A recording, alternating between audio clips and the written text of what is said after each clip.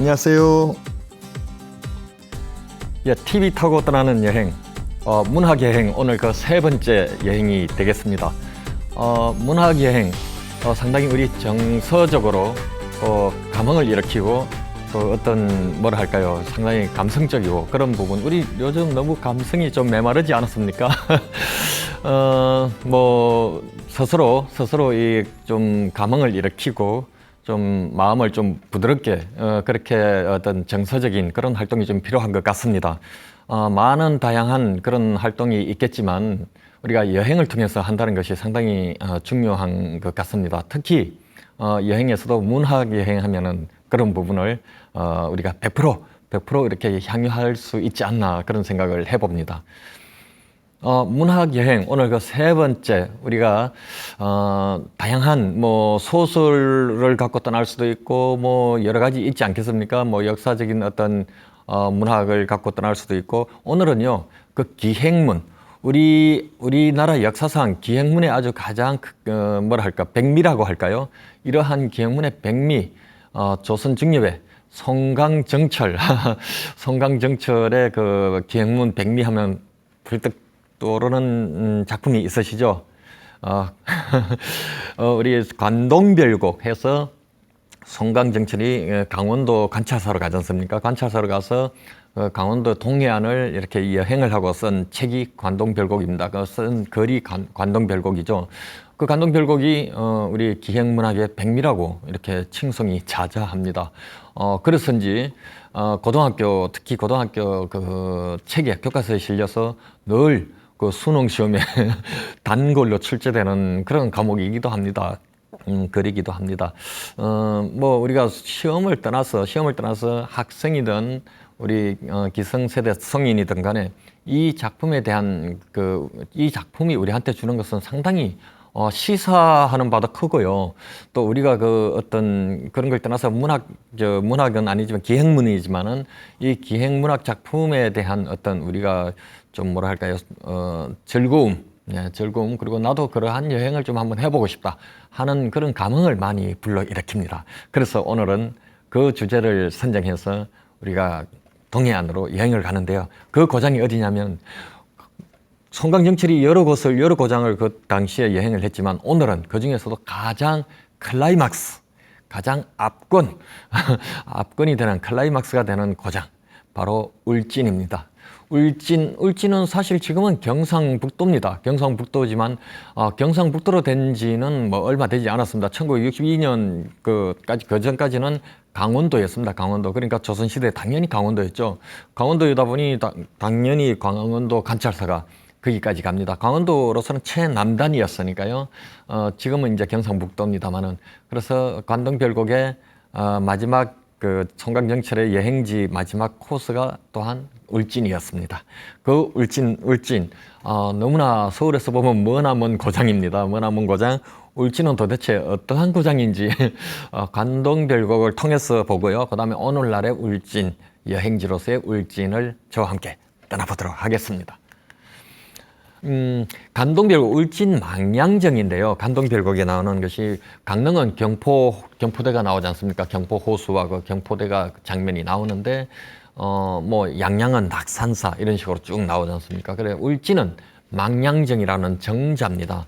뭐 정자 하나가 그렇게 대수롭냐? 그렇지는 않죠. 정자 하나가 주는 그 공간, 지리적인 어떤 그 위치에서 펼쳐지는 어떤 감회와 자신이 그 정자를 통해서 그 정자가 있는 그 지역을 통해서 어떤 포부도 밝히고 또 자신의 내적인 어떤 그 심경의 변화도 이렇게 읊고 하는 것이 바로 이제 작품 속에 드러나지 않습니까? 바로 그 어떤 그 현장이 울진 망량정인데요.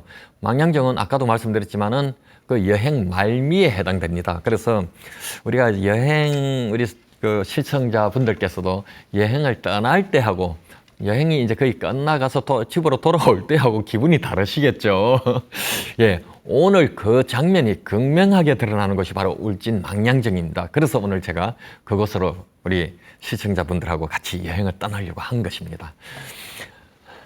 여기서 송강정철이 가장 큰, 그 어떤 변화는 뭐냐면요.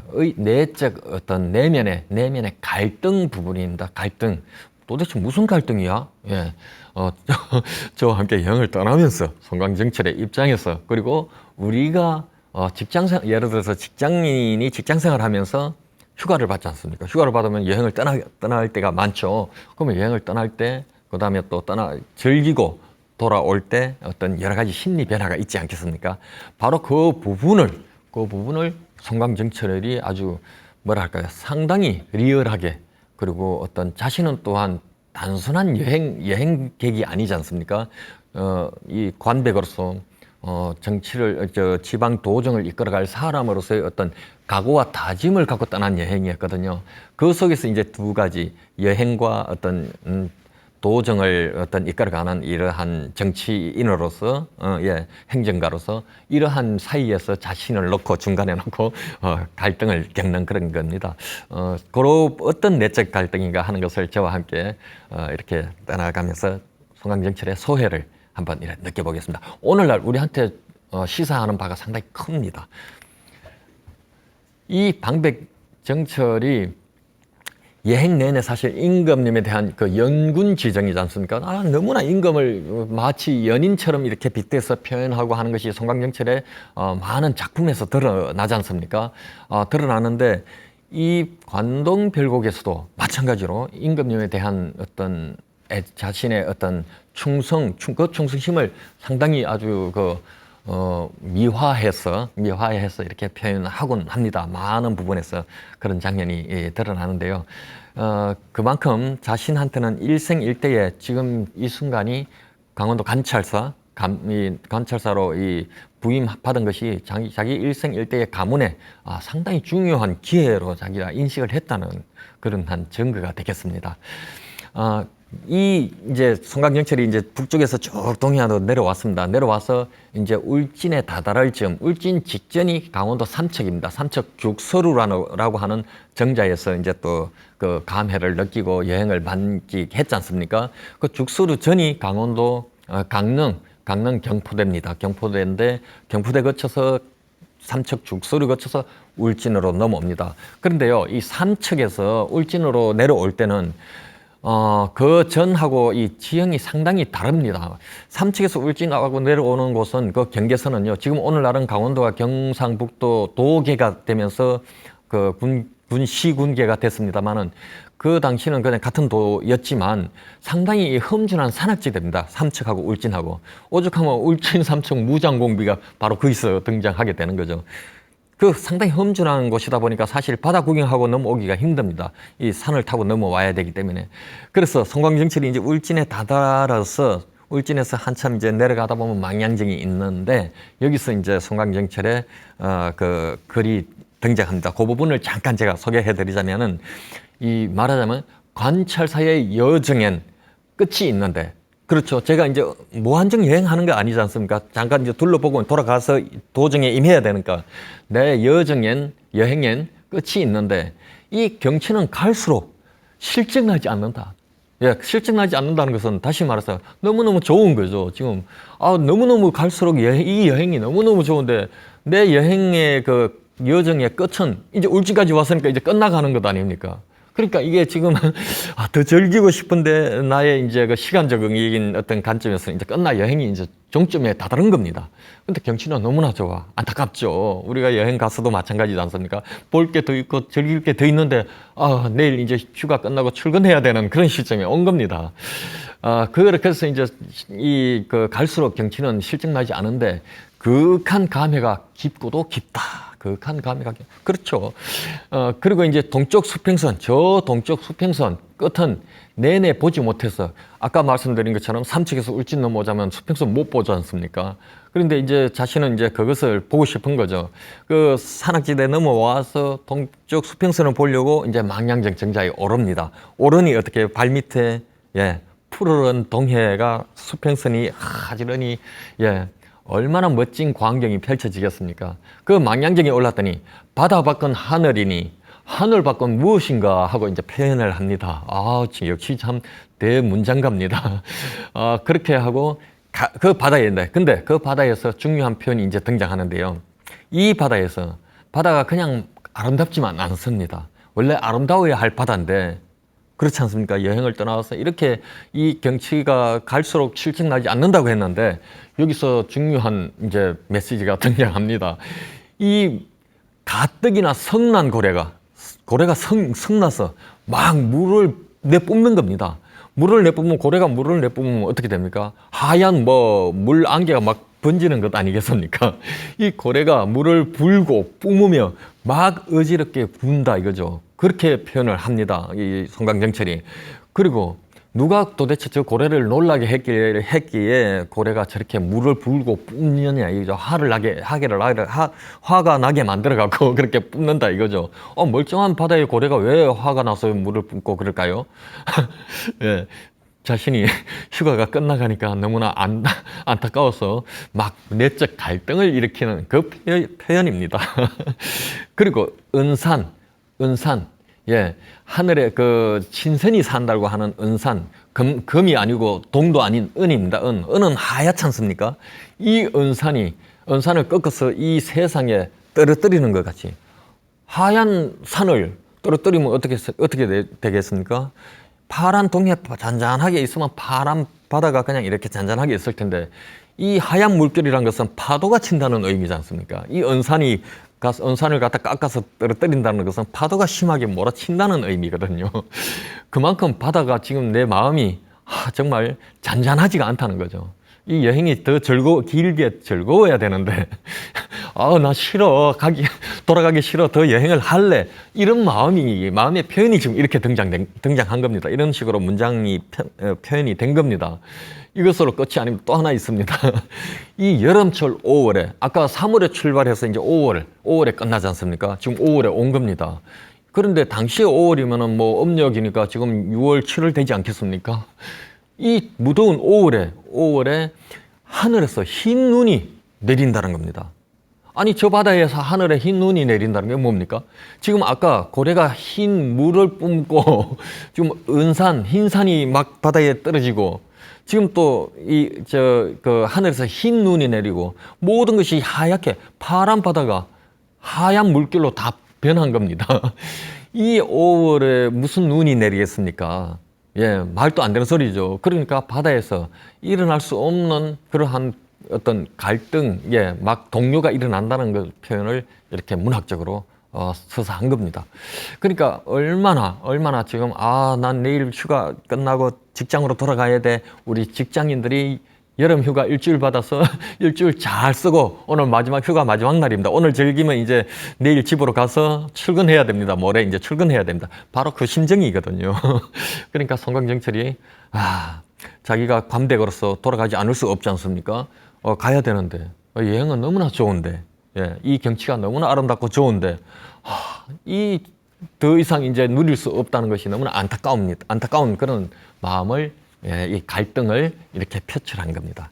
이 부분이 그 송강정철의 관동별곡에서 가장 내적 갈등을 일으키고 그러한 어떤 뭐랄까요 표현에서 클라이막스 그 부분에 해당됩니다. 그래서 저도 저도 여행가로서 짬짬이 이제 송강정철과 또는 뭐 국내외 많은 그 과거에 이 여행가들의 그러한 뭐 책도 읽고 글도 읽고 읽다 보면은 정말 이 작품에 대해서는 반복해서 읽어도 지루하지가 않습니다.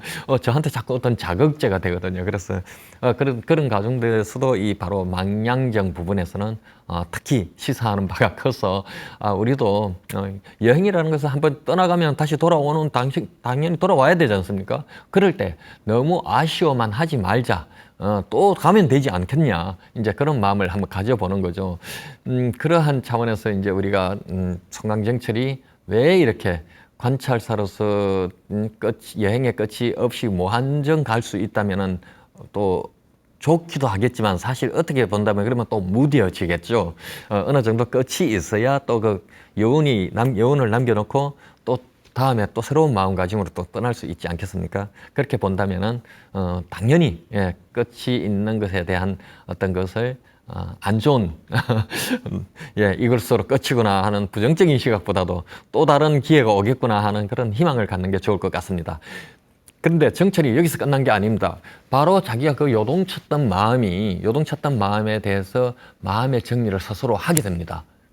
왜냐하면 송강정철은 단순히 그냥 평범한 사람이 아닙니다. 한 도를 자기가 관리하는 도정으로서 도지사로서 자기는 이 많은 강원도에 수십 개가 되는 고을을 다스려 나가야 할 그 관백으로서 어떤 마냥 그냥 여행이라 해서 하하하 하고 좋고만 말할 것이 아니지 않습니까? 여기에 대한 자기의 마음가짐, 이것을 어떻게 마음에 정리를 하냐면요. 잠시 그 망향정이 아까 요동치는 파도 속에서 나무 뿌리에 소나무 뿌리를 빼고 잠시 이렇게 누워서 낮잠이 듭니다. 거기서. 근데 낮잠이 들면서 꿈을 꿉니다. 꿈을 꾸는데 신선을 만납니다. 신선을 만나는데 신선이 송강정철한테 놀립니다.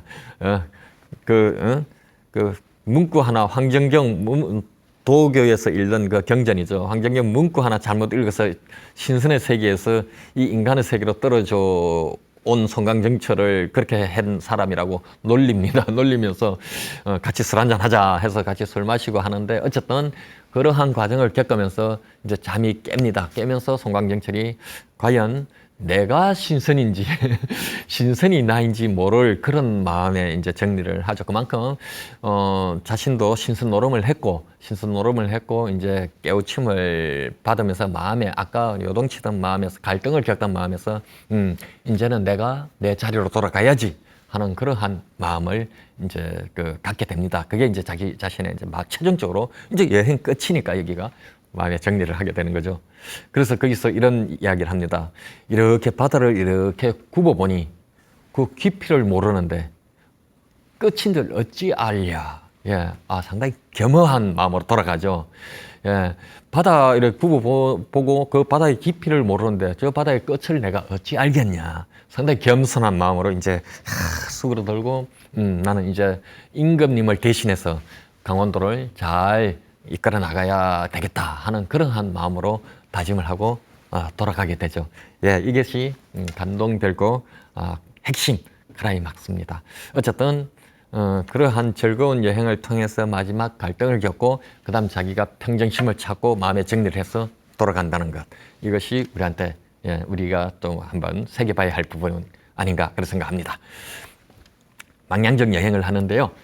이 망향정은 당시 강원도 이제 동해안으로 쭉 내려가서 강원도 최남단이지 않습니까? 이 남단의 산 위에 이렇게 야산, 동해안의 바닷가 야산 위에 이렇게 우뚝 솟은데 올라 있는데 사실은 오늘날 가면은 이 모습으로 보지만 송강정철 때 모습은 이게 아닙니다. 안타깝게도 지금 망향정, 울진 망향정이 있는 위치에서 당시의 망향정은 남쪽으로 한 14km 정도 내려가야 있습니다. 어떡하죠? 옛날 송강정철이 느꼈던 그대로로 못 느껴서 어떡하죠? 죄송합니다. 그 참 세월 비바람 속에 망향정이 다 무너지고 없어지고 하다가 폐사지로 존재하다가 1800년대에 19세기에 망향정을 옮겨서 지금 위치로 짓게 됩니다. 그렇게 지었는데 옛날에 있던 망향정은 흔적 없이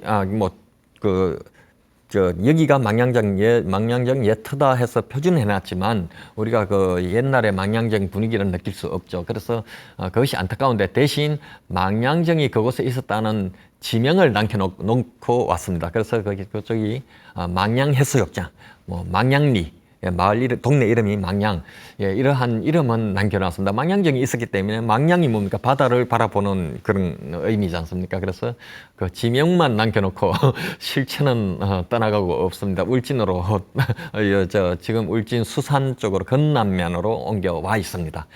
그런데 사실 그건 너무 아쉬워하실 필요는 없습니다. 왜냐하면은 그 14km라는 거리감은 있지만 그 당시 그 위치에서 울진 동해안 바다를 바라보는 것하고 지금 있는 위치에서 동해안 바다 바라보는 사실 그 느낌은 똑같습니다. 그렇기 때문에 서운해하실 필요는 없고 같이 그냥 즐기시면 됩니다. 이 망양정이 얼마나 그 하여튼 유명했냐면은 그래서 조선 후기에 정조 임금도 다른 김홍도를 시켜서 가서 그림을 그려와라. 임금이 직접 행차하면 더 좋을 텐데 차마 자신이 올 수는 없었고 해서 조선시대 당시에 많은 임금님들도 그랬듯이 화가를 보내서 그림을 그려오게 합니다. 그래서 보게 하는 거죠. 그걸 보고 이제 감상을 하는 거죠. 그 정조 임금도 그 그림을 보고 감탄하면서 시도 남겼습니다. 누가 여기 망양정을 지었는가? 누가 여기에 망양정을 지었는가? 마치 공자님 집을 보듯이 종묘와 관청 담이 뚜렷하구나 하고 이런 시도 남깁니다. 그 정도로 정조 임금님도 상당히 감탄에 한 그런 망양정입니다. 김홍도가 그린 그런 그림이 있으니까 그림으로 우리가 또 감상하는 것도 당시에 물론 화가가 좀 어느 주관성을 가미해서 그리기도 했겠지만 송강정철이 살았던 그 16세기의 어떤 그런 풍경을 조금이나마 우리가 그래도 느껴볼 수 있지 않나 그런 생각을 합니다. 우리가 관동 그 별곡 속에 나오는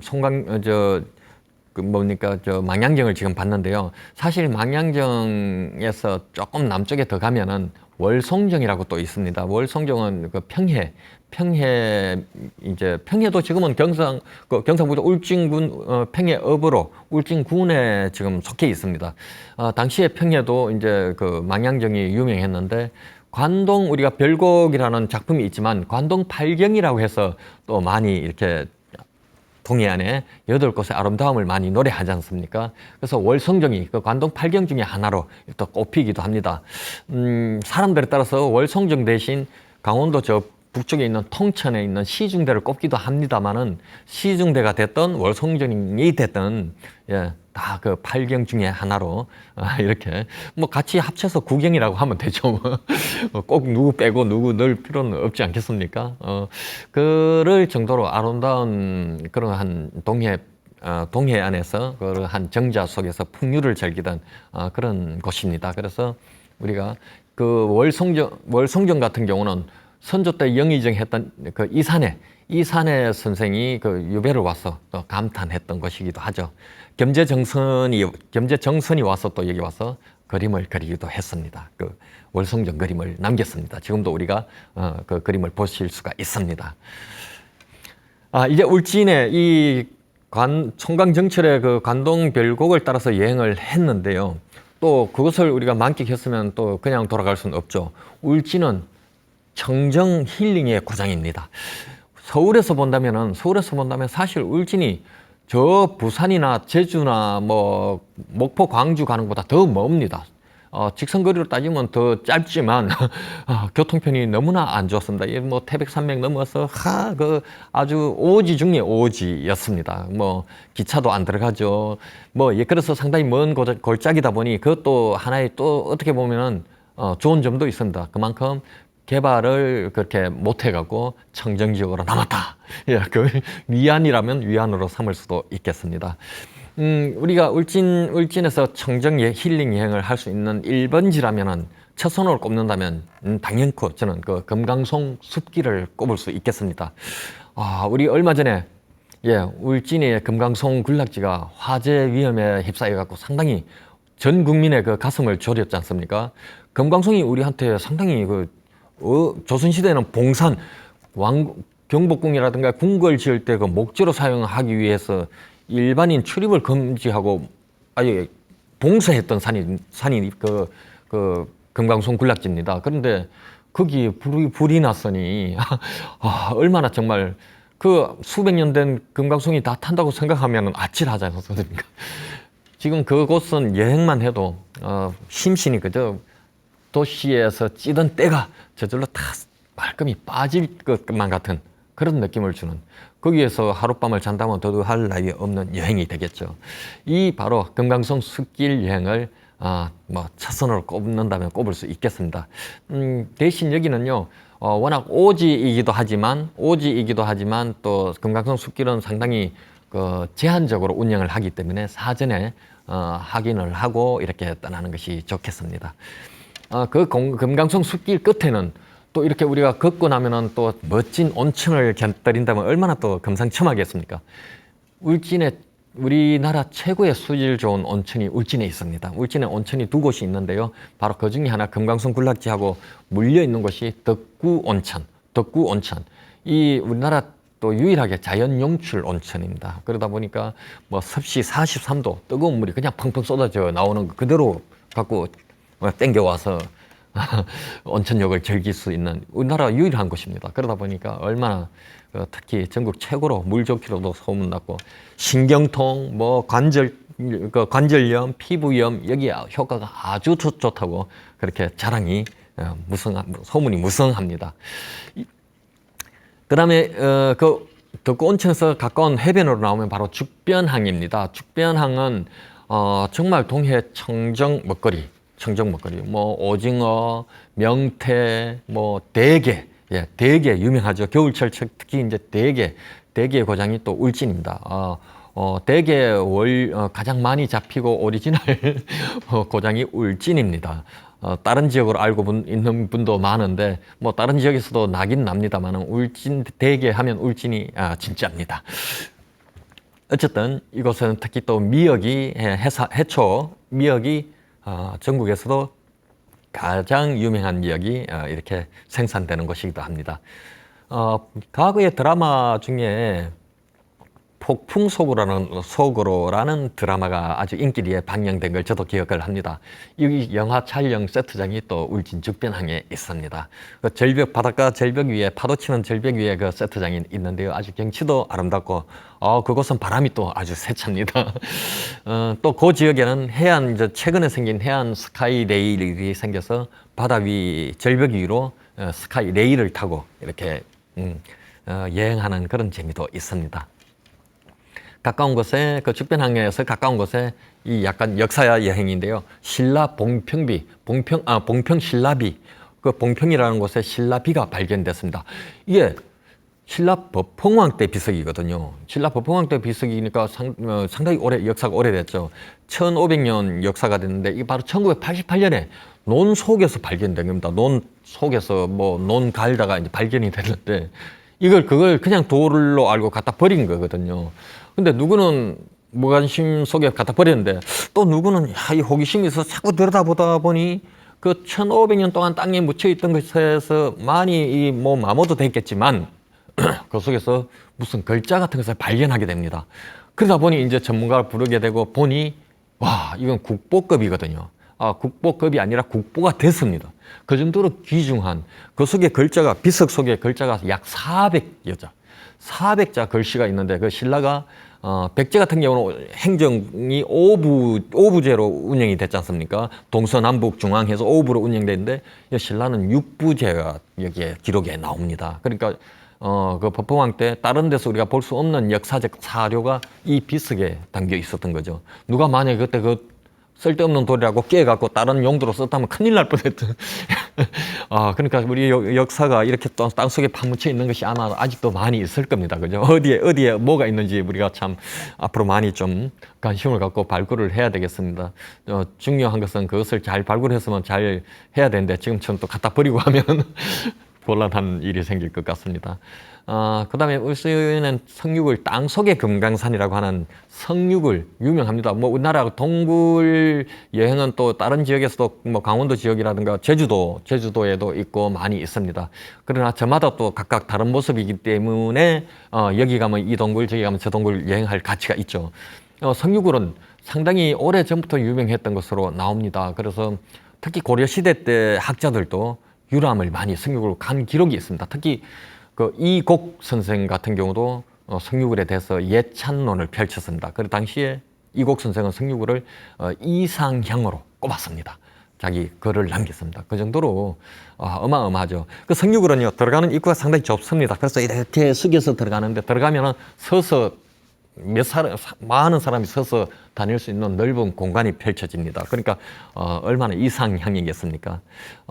수억 년 된 종유석이 자라고 있고 거기서 또 물이 뚝뚝뚝 떨어집니다. 그리고 종유석을 두들기면은 아주 유리알 굴러가는 소리 같은 아주 맑고 경쾌한 소리가 이렇게 납니다. 2억 5천만 년 된 동굴이라고 합니다. 근데 안타깝게도 임진왜란 때 그 주변 주민들이 한 500여 명이 그 피신을 했는데요. 왜군들이 그 입구가 좁거든요. 좁은 입구 한 사람 겨우 이래 들어갈 공간이니까 도를 갖다가 막아서 그냥 굶겨 죽여버린 그런 안타까운 사건이 있었습니다. 뭐 임진왜란은 우리가 두고두고 정말 아픈 상처를 남겼습니다. 그다음에 그 성륙을 바로 앞 동네에 남사고 유적지가 있는데요. 남사고는 격암 남사고 선생. 우리가 전에 이 여행을 통해서 격암 남사고 선생에 대해서 우리가 한번 이야기를 했습니다. 그죠? 남사고 선생이 그 예언가였죠. 조선의 노스트라다무스. 이 남사고 선생이 많은 예언을 했는데 이런 예언을 했습니다. 임진년보다 한 30여 년 전에 살았던 인물이거든요. 그 임진년에 남쪽에서 백마 타고 온 사람이 남쪽을 침략해 온다고 했거든요. 그게 뭡니까? 실제로 임진년에 가토 기요마사가 백마를 타고 쳐들어왔거든요. 그게 임진왜란이지 않습니까? 이것을 예언했거든요. 근데 이것을 뭐 어떤 사람은 뭐 위서다, 거짓말이다 이렇게 이야기하는데 그 당시 동시대 인물인 그 이수광, 지봉유서를 쓴 이수광이 지봉유서를 그렇게 기록을 했습니다. 그러니까 이건 거짓말이 아니죠. 오늘날 누가 그렇게 했다면 위서라고 할 수 있지만 동시대 인물인 이수광 선생이 글로 남겼으니 그걸 누가 위서라고 하겠습니까?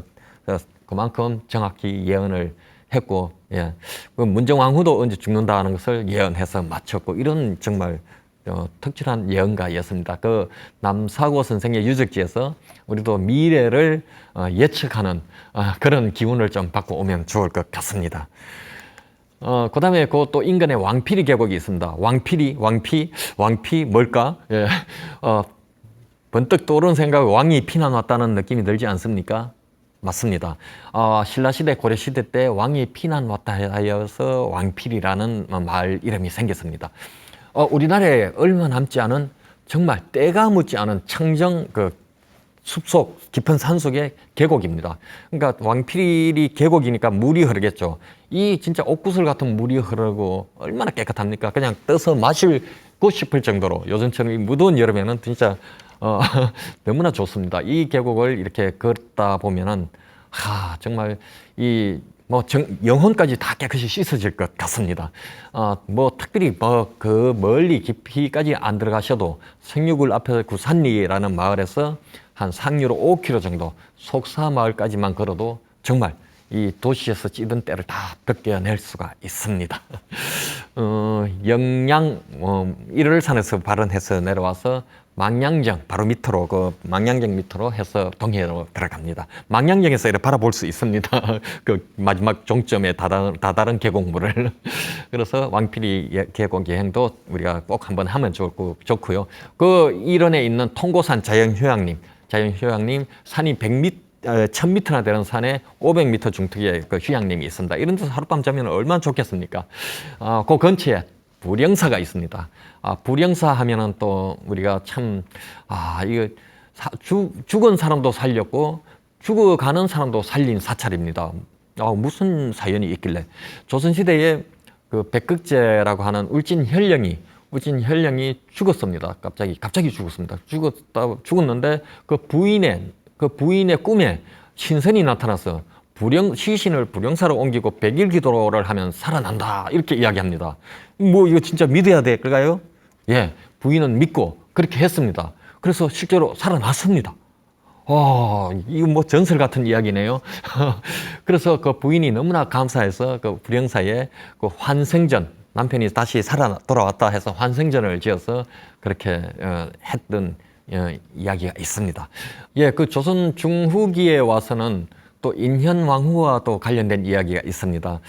인현왕후가 그 숙정의 계비인데 두 번째 부인인데 자식이 없었지 않습니까? 근데 그때 장희빈, 후궁인 장희빈하고의 그 어떤 안 좋은 일이 계속 있었지 않습니까? 장희빈하고 서로가 아니라 일방적으로 거의 장희빈이 공격하다시피 했는데 장희빈에 의해서 결국은 인현왕후가 궁궐에서 쫓겨납니다. 서인으로 강등되면서 쫓겨납니다. 그래서 궁궐 밖에서 사가에서 5년을 결국은 이제 생활하게 되는데 이때 이때 자결을 하려고, 자결을 하려고 막 너무나 자기 신세가 그래서 그런데 그러다가 잠깐 잠이 들었습니다. 잠이 들었는데 꿈에 신선이 나타나서 이 백발 노인이 나타나서 옥체를 보존하라고 이야기합니다. 옥체를 보존하고 3일만 기다려 주십시오. 이렇게 이야기합니다. 꿈에. 그래서 또 한자만이라도 알려주십시오. 이렇게 이야기하니 저는 천축산 불영사에 있는 중이옵니다 하고 사라집니다. 그러면 알 수 있는 방법은 이제 천축산 불영사밖에 모르거든요. 그런데 인현왕후가 진짜 그 꿈을 꾸고 나서 3일 후에 궁굴로 복귀합니다. 이런 일이 정말 있을 수 있습니까? 그래서 숙정임금이 그 이야기를 듣고 너무나 감사해서 불영사 주변 신리 땅을 모두 불영사에 하사해 줍니다. 기증합니다. 엄청난 일이죠. 당시에 그러면 그 사람이 누구냐 해서 찾아보니 이미 150년, 200년 전에 살았던 인물인데 중종 때 인물입니다. 지금은 숙종 때고 중종 때 인물인 양성당 해능성사라고 하는 분입니다. 이분이 꿈에 나타나서 150년, 200년 후손들한테 나타나서 3일만 잘 기다려달라. 몸 그렇게 함부로 하지 말고 잘 기다려달라 했는데 그것이 적중한 거죠. 그리고 아까 죽은 사람도 살리고 죽어가는 사람도 살린 불영사입니다. 우리가 가서 기운을 받으면 좋을 것 같습니다. 그리고 울진에는 또 불영계곡, 그 불영사를 끼고 있는 불영계곡, 뭐 설명이 필요 없는 곳입니다. 뭐 15km 정도 구간을 드라이브 하면서 즐기실 수가 있습니다. 민물 생태 체험관에서 연어가 회귀하는 그것도 우리가 한번 눈여겨보실 수가 있습니다. 연어가 회귀하듯이 우리 인생도 한 바퀴 돌아서 내가 또 원점에 섰을 때 내가 어디서 나서 어디로 돌아가는가 하는 것을 이렇게 또 한번 생각해보는 계기가 되지 않을까요? 그다음 울진의 그 망양정에서요, 해안가 도로로 타고 내려가면은, 망양정에서 해안가 도로로 내려가면 그 정말 울진의 동해안의 비경을 볼 수 있는 곳입니다. 촛대바위라 해서, 우리가 촛대바위도 뭐 해안가에 보면 여러 지역에서도 바위가 뾰족하게 솟은 바위를 촛대바위라 해서 많이 이제 부르는 곳이 있습니다. 울진 이 망양정 근처에도 촛대바위가 있습니다. 그래서 망양정에서 해안가를 따라서 이렇게 포장도로입니다. 그래서 뭐 승용차 운전해서 왕복 2차선 도로니까 이렇게 이동을 하다 보면은 너무나 정말 볼 수 없는, 다른 데에서 볼 수 없는 울진 동해안의 속삭들이 볼 수 있습니다. 아름다운 해변, 기암 괴석, 마을, 작은 어항 항구 있죠. 해수욕장 있죠. 너무너무 정말 참 지루할 틈이 없습니다. 망양정 있는 데서부터 남쪽에 덕신리까지 한 9km 정도, 대략 9km 정도 거리를 한번 꼭 이렇게 여행을 해보시면은 아주 감회가 새로우실 것 같습니다.